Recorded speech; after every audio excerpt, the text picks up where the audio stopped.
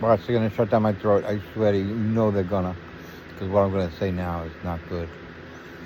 I have a theory on a stomach gut feeling. And Bill, my mother's child molester, who died of something to do with his throat. He had surgery, and he said he had esophagus cancer, and they took the esophagus out and didn't find any cancer. So whether or not they had taken anything out, I don't know.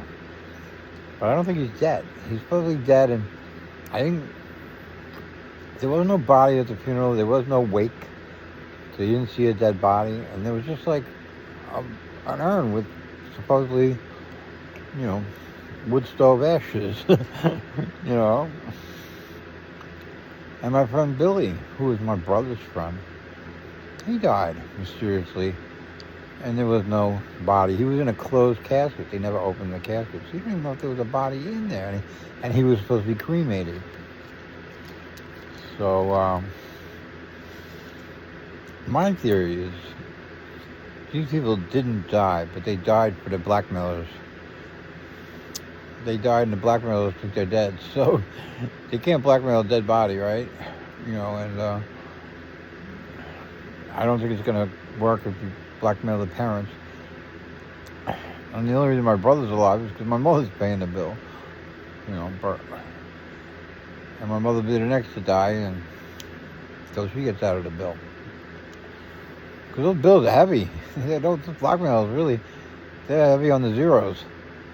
So, and I think that's what happened. Bill's alive somewhere, and so was Billy. Billy was involved in it, and I don't know how he was, but I know he was a drug addict and an alcoholic. He was mainly an alcoholic, and he liked his drugs too. And when you play with those people, it's just, you're ripe for the picking. You're just like the low-hanging apple that they just pick.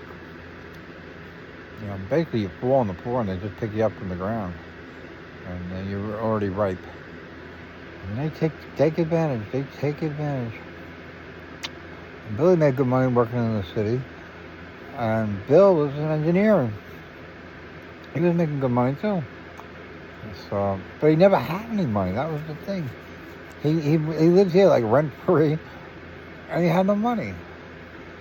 So I think that, in fact, at that time it didn't send off any red flags or anything, but now it is.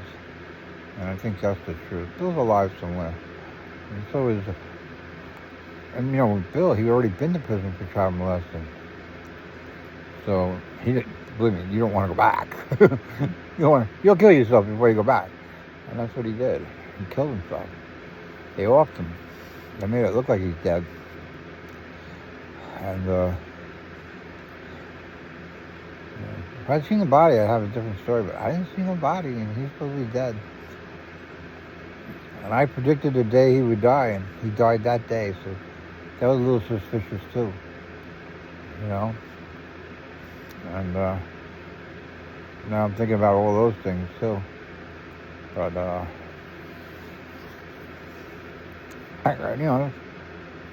had the cops in my house at like 7 o'clock in the morning. And they said it was Judgment Day and the people were going to die. And they called my mother, and she's like, she's at the hospital. And her boyfriend Bill died at 6 o'clock in the morning, that day. So I was right, And they still brought me to the psych ward. Doesn't matter if you're right. So there you go. Maybe he took advantage of that prediction. I mean, the timing didn't have to be correct, but the day was. He got on a plane somewhere and he's not coming back. Maybe he's in witness protection somewhere with Billy. And they're drinking at the bar.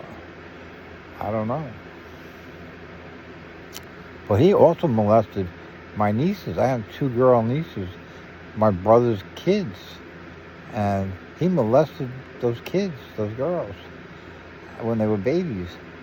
And he dated my brother's wife, because my brother moved them into his house, but my mother kicked him out. So he moved into my brother's house, and he raped the children. And this guy was a piece of work, you know. So, they got him on blackmail. They got him. And he killed himself, but he didn't actually die. He just offed himself in a good way. He lived longer. So, do the math.